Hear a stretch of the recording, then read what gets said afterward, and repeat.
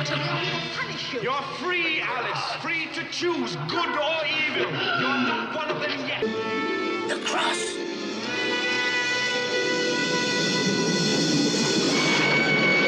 He's not. He is not.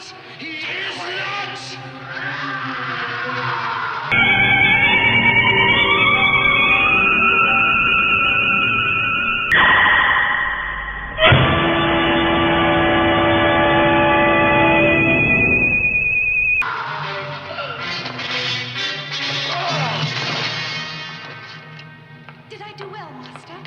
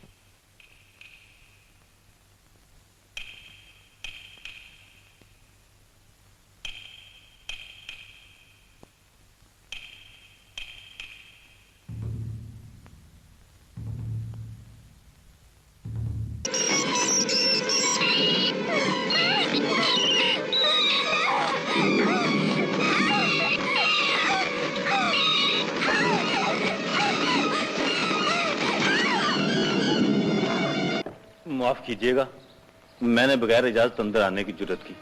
इजाजत की भी खूब कही। ये दरवाजे तो मेहमानों के खैर मकदम के लिए हमेशा खुले रहते हैं। शुक्रिया। आपको आपका कमरा दिखा दूं। प्लीज। It's all right.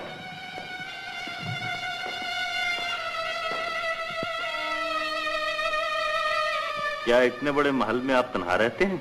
जी नहीं, इस वक्त मैंने मुलाजिमों को जगाना मुनासिब नहीं समझा।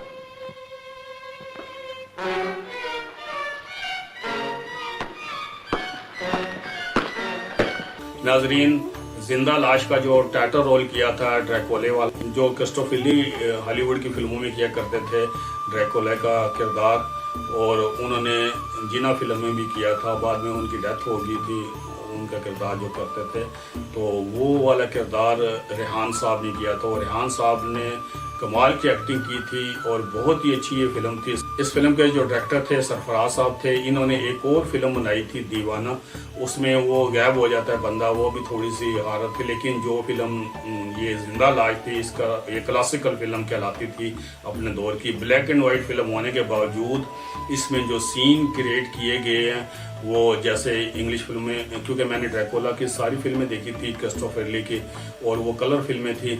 लेकिन जो रेहान साहब की जो म्यूजिक ये देख के जब मैंने ये सिनेमा पे देखी, बहुत ही मुझे अच्छी लगी ये फिल्म भी।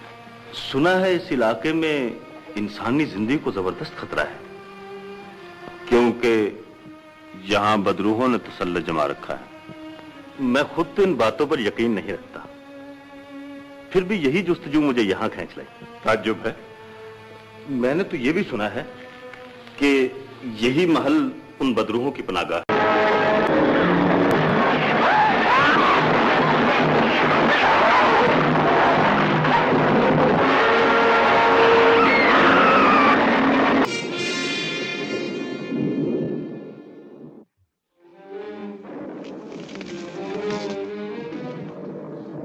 Master, take me with you, Master. I have no further use for you.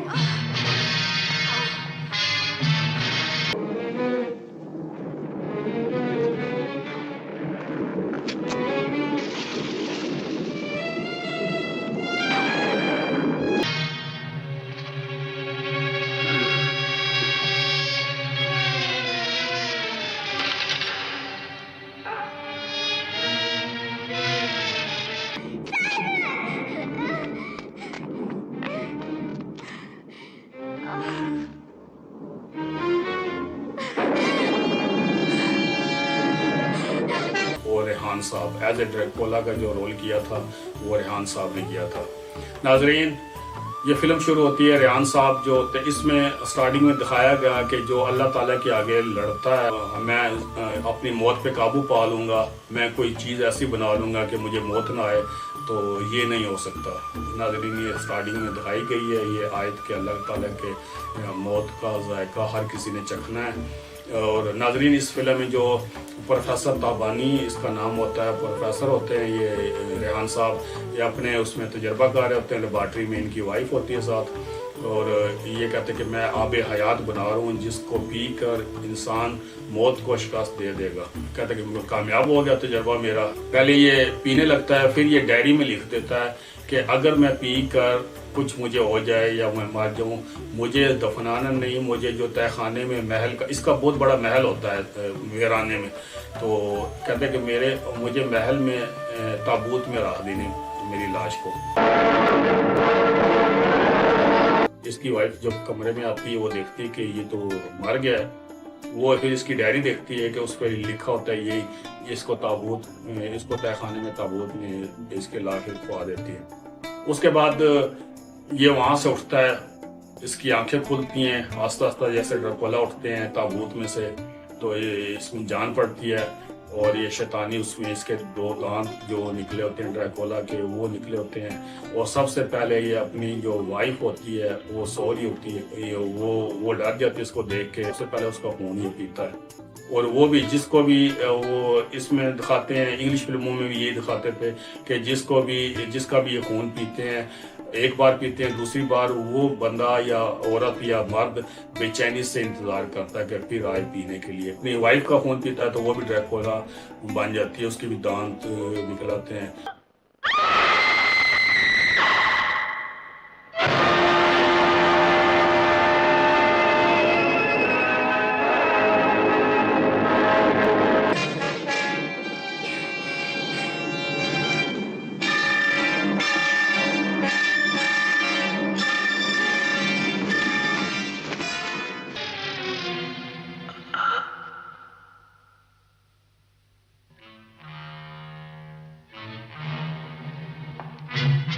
सबसे पहले डॉक्टर आता है असद बुखारी, उस महल में आता है, तो वहाँ पर वो रेहान अंदर जो दिन की रोशनी में होता है, ये ड्रैकुला जो होते हैं ये हर फिल्म में ये दिखाते हैं कि दिन की रोशनी में ये तहखाने में अपने ताबूत में लेटे होते हैं, और जब रात होती है रात को अपने शिकार के लिए ये निकलते हैं खून पीने के लिए। तो इसलिए जो तहखाने में तो अंधेरा होता है, ये शाम को पहुँचता है असद बुखारी, वहाँ पर गाड़ी लेके जाता है, वहाँ पे चला जाता है उस वीराने में।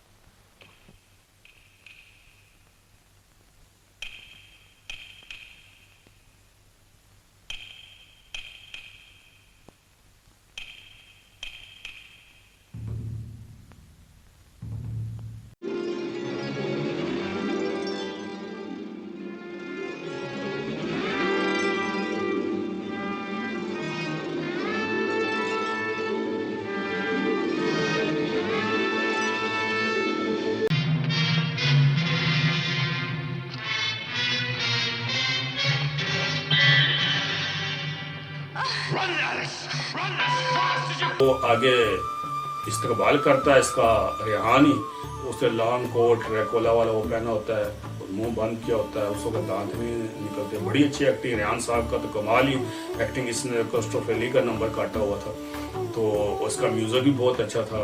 तो वहाँ पे ये इसको कहता है वेलकम, तो मेरे मेहमान हो, और मैं इस्तकबाल करता हूँ। अगर तुम वीराने में अकेले ही रहते इस इतने बड़े महल में? कहता हाँ, जो यहाँ पर मैं इस्तेमाल करता हूँ जो भी इधर आता है, क्योंकि उधर जो भी जाता है फिर जिंदा बच के नहीं आता। शहर वो शहर वाले सारे कहते हैं कि उस तरफ ना जाए करो, लेकिन ये यकीन नहीं करता इन चीज़ों पे जो डॉक्टर होता है ये।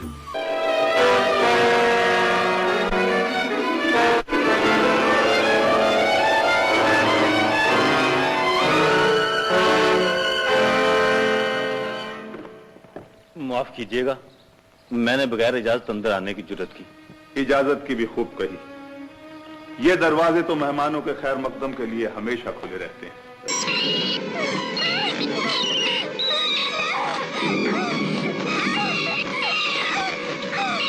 आपका कमरा दिखा दो प्लीज। It's all right.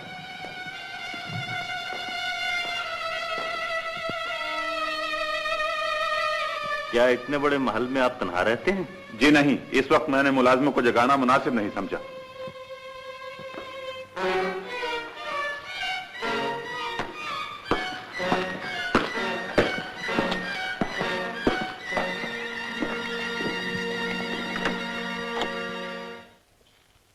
वहाँ पे अपने कमरे में चला जाता है, तो वहाँ पे बाहर वो उसकी कुत्तों की उनकी आवाजें आ रही होती है। ये खड़ा होता है, ध्यान कहता है अच्छा तुम आराम करो मैं जाता हूँ। रात के बच्चे गीत गा रहे हैं। खूब, ये मौसीकी भी कितनी अजीब है। आप शहर में बसने वालों को भला इन चीजों से क्या दिलचस्पी हो सकती है?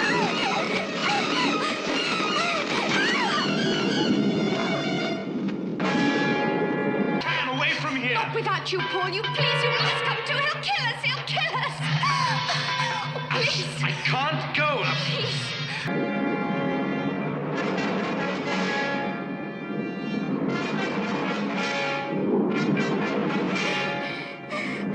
दीबा जो होती है वो उसकी मंगेतर होती है असद बुखारी की।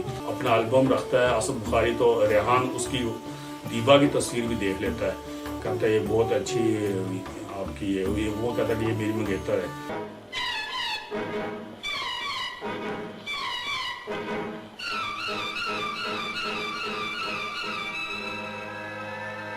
खूबसूरत,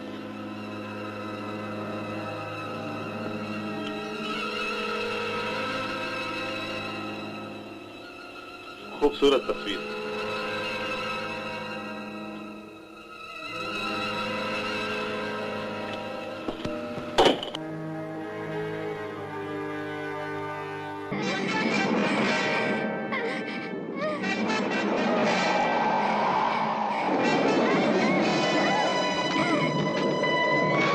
इसको देखता तो है बड़ी नजरों से, लेकिन वो चला जाता है। थोड़ी देर के बाद औरत की आवाज़ आती है, तो असद बुखारी वहाँ से चलता उस कमरे में चला जाता है। इसकी वाइफ होती है, वो इसको लबाती है। वो कहती है कि मैं तुम्हारा ही इंतज़ार कर रही थी।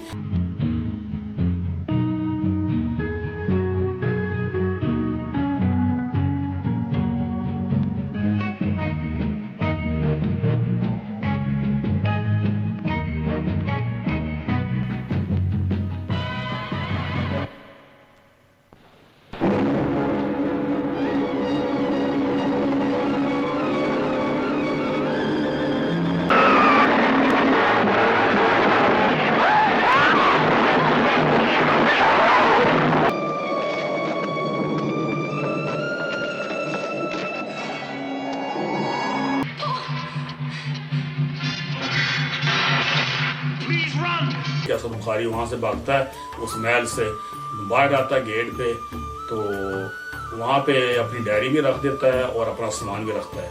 फिर वो छुरी लेके अंदर जाता है, खंजर लेके, कि मैं इसको छोड़ूंगा नहीं, क्योंकि उस सुबह का टाइम होता है जब दिन की रोशनी होती है। वो तहखाने में चला जाता है रेहान।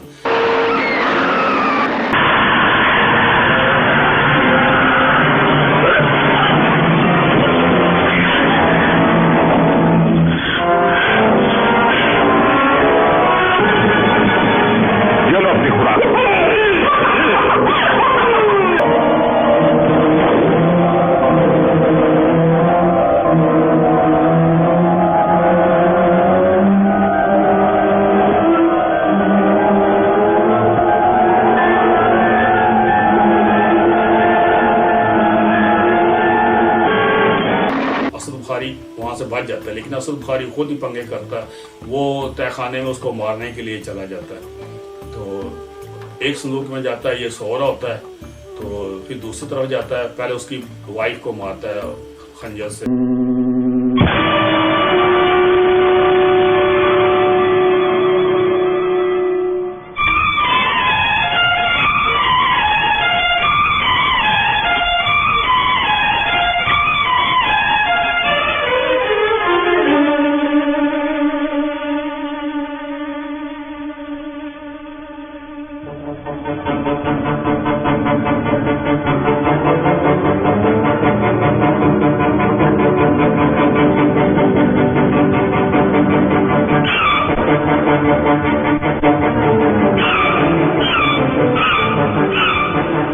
अंधेरा होने को है।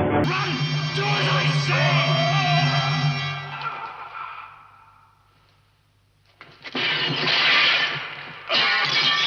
Pater noster quies in celis sanctificatum nomen tuum, adveniat regnum tuum, fiat voluntas tua sicut in cella et in terra, panem nostrum quotidianum da nobis hodie, et dimitti nobis debita nostra.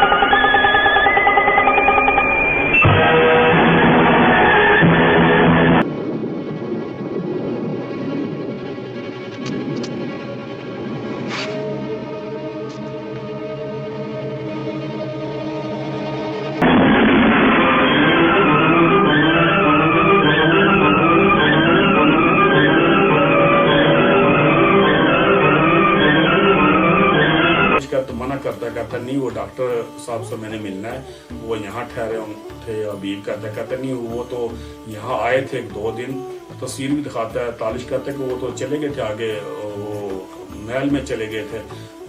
हमने मना भी किया था कि वहाँ भूतों का बसेरा है, वहाँ पर ना जाओ, बदरुएं हैं वहाँ पर, तुम ना जाओ। लेकिन वो चले गए यहाँ से प्रोफेसर साहब, तो वो डॉक्टर साहब जो असद बुखारी होते हैं। ये तस्वीर देखी?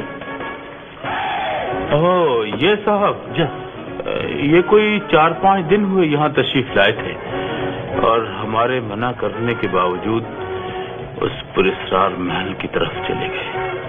तो ये फिर कहते कि मुझे भी वहाँ का रास्ता बताओ। ये वहाँ जाता है, हबीब तो संदूक पे जाता है, तो वहाँ देखता है कि वो असद बुखारी लेटा होता है, उसके दांत ऐसी, ये फिर उसको मार के आ जाता है। पुरस्कार महल बड़ी खतरनाक जगह है,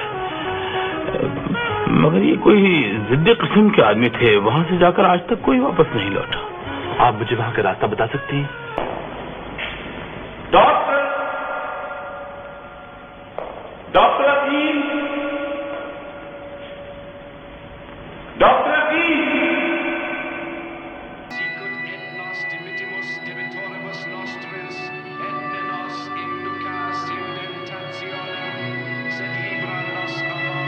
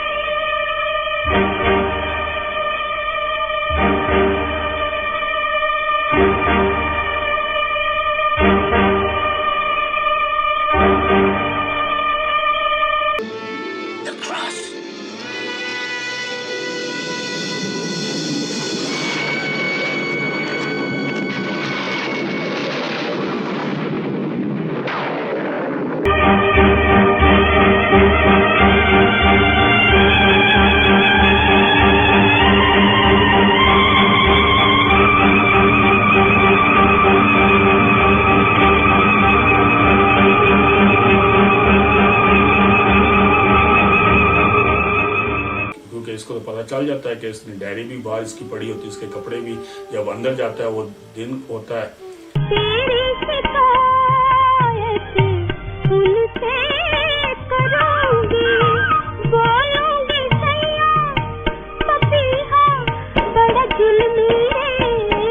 तो आके वो अलाउद्दीन को बताता है, रात को निकलता है वहां से, और दीबा का खून चूसता। अगले दिन फिर दीबा इंतजार कर रही होती है।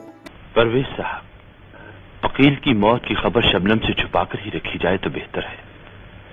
ये सदमा उस बेचारी के लिए नाकाबिले बर्दाश्त होगा।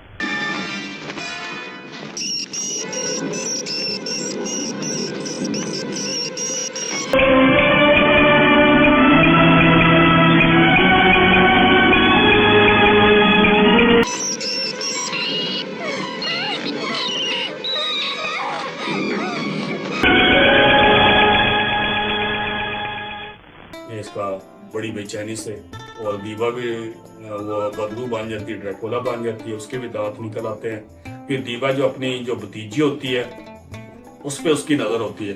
दीवा को ये दफना देते हैं, और पहले तो अलाउद्दीन जो दीवा का भाई होता है वो तो नहीं कहता, मैं आज के दौर में नहीं ये मानता कि बदबूएं आती हैं, ये वो खून पीती हैं।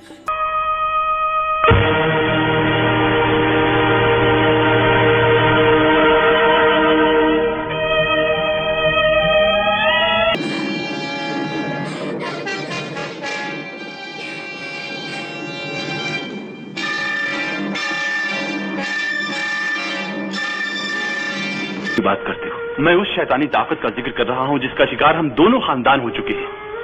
अकील मेरा भाई था, मैंने अपने हाथों से उसे अजली मौत दे दी,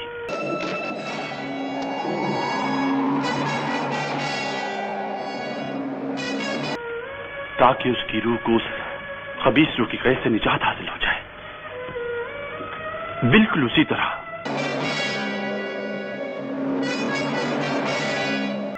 हमें शबनम को भी अजली मौत देनी ही पड़ेगी।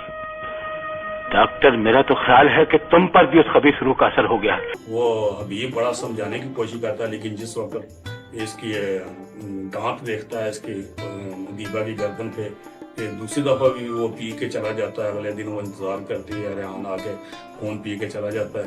तो ये फिर इसको दफनाते हैं कब्र में। तो इसकी जो अलाउद्दीन की जो बेटी होती है, बच्ची होती है, वो कहती है मैंने आंटी को देखा था, वो मुझे मिलने, वो तो कहता हमने तो दफना दिया था। तो फिर वो आगे कहता है कि हबीब की कब्र खुली हुई है, वहाँ से वो गायब है। तो वो शौक है। अच्छा, तो फिर मैं तुम्हें ऐसा ही लिबास सिला दूंगी। सच आंटी? हाँ, बिल्कुल सच।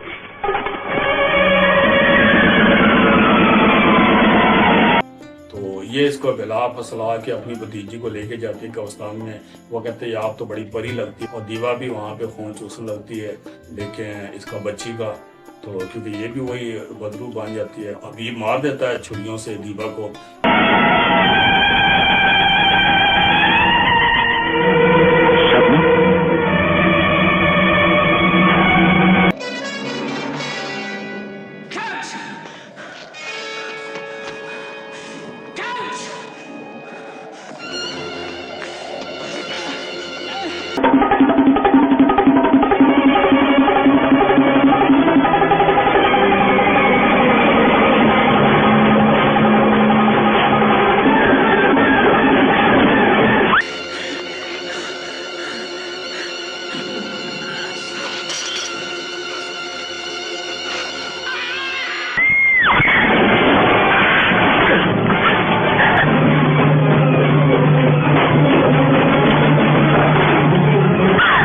अलाउद्दीन की बीवी होती है यास्मीन, उसके पीछे ये आता है रेहान, और उसका भी खून चूसता है। अगले दिन फिर वो इंतजार कर रही होती है।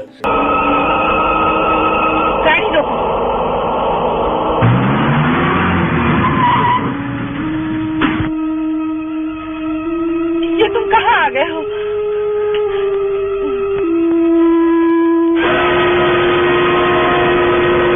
ये कहते कि दोबारा फिर आएगा, वो काबू में नहीं आता। ये अलाउद्दीन और ये भागते हैं उसके पीछे रात को। पहले तो वो इंतजार कर रहे होते हैं कि किस टाइम ये आएगा। वो फिर तालिश बताता है कि ये जब रोशनी पड़ती है ना इनके ऊपर, तो फिर ये खत्म हो जाते हैं। जब सूरज की रोशनी अगर इनके ऊपर, ये रात के अंधेरे में निकलते हैं, शिकार ये अपना करते हैं, और बहुत ज़हीन होते हैं। बहुत तेजी से ये रात सुबह होने से पहले ये अपने मस्कन में पहुंच जाते हैं, अपनी क़यामगाह में ये पहुंच जाते हैं। ये बदरू हैं। ये क्या हो गया डॉक्टर? और ये सुबह का इंतजार नहीं करती, और ये इजाजत लेके आती हैं। तालिश इनको सारा कुछ हिस्ट्री बताता है, अलाउद्दीन को और हबीब को। मेरे ख्याल में उसे खत्म करना करीबन नामुमकिन है, लेकिन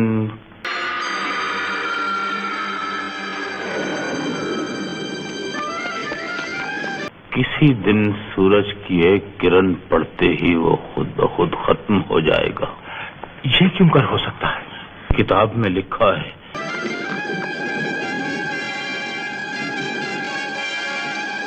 वो कहता है फिर कैसे इसको, कहते तुम वहां ना जाओ। तो फिर वो उनको पता चल जाता है कि यास्मीन को एक बार तो खून चूसा होता है, तो दोबारा फिर वो आएगा। और एक बार और वो खुद इंतजार कर रही होता है। शिकार जिसको शिकार किया था वो खुद इंतजार कर रही होती है लड़की कि वो दोबारा मुझे चूसने। ऐसे उसकी भी बड़ी अच्छी एक्टिंग है, दीबा की भी, तो यास्मीन की भी। तो फिर वो रात को आता है, तो ये भी फिर उसके बाद उसके पीछे चले जाते हैं। और रात को ही जब वो खून चूस के भागता है गाड़ी में, ये अपनी बीवी की तरफ भागते हैं, वो हबीब और ये अलाउद्दीन।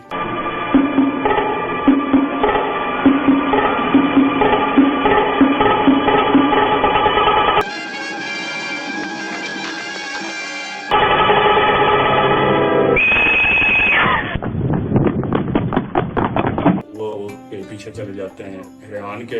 वो अपने वहीं पे महल में पहुंच जाता है अपने। वहाँ पे बड़ी अच्छी फाइट है इनकी, काबू में भी नहीं आता वो। और वो फिर हबीब को बहुत मारता है।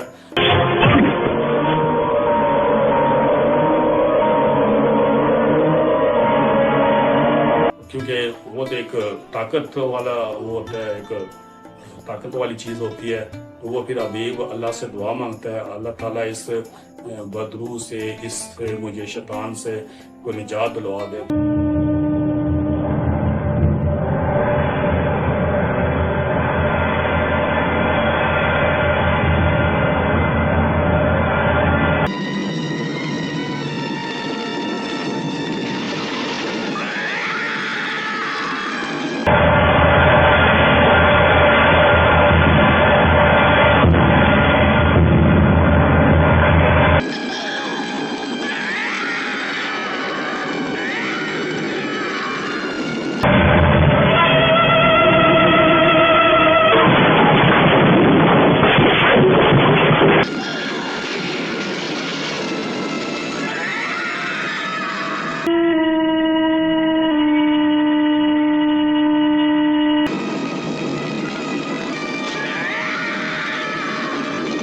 पे रोशनी आ जाती है रोशनदान में से, तो ये वहाँ पे खाक हो जाता है, जल जाता है उसका चेहरा, जैसे इंग्लिश फिल्म में दिखाते हैं ऐसे इसमें दिखाया।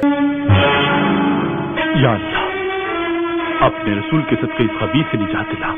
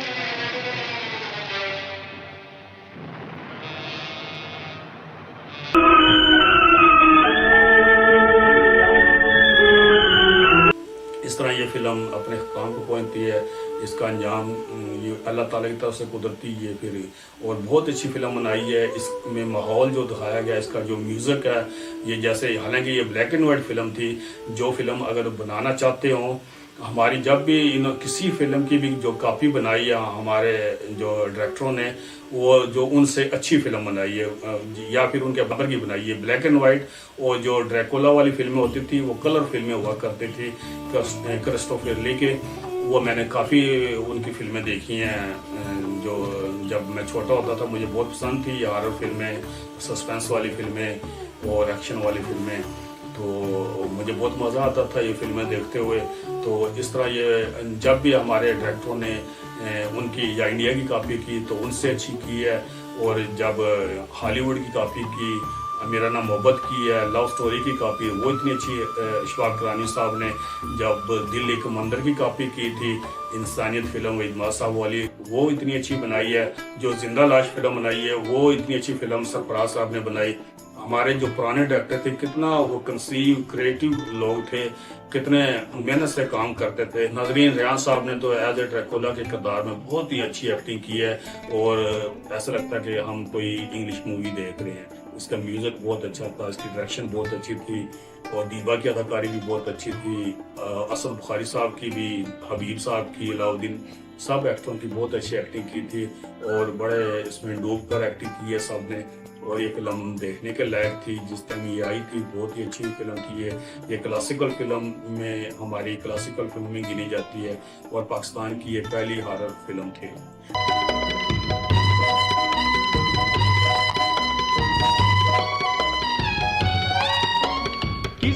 से हुस्नो बहार मांगो, किसी को चाहत के फूल दो।